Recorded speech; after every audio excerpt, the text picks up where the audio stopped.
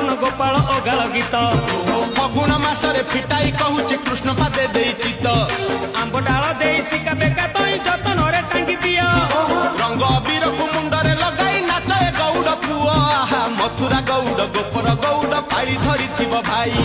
ରାଧାରାଣୀଙ୍କର ତାଟକ ଚୋରିର ବିଷୟ ଗାଇବି ମୁହିଁ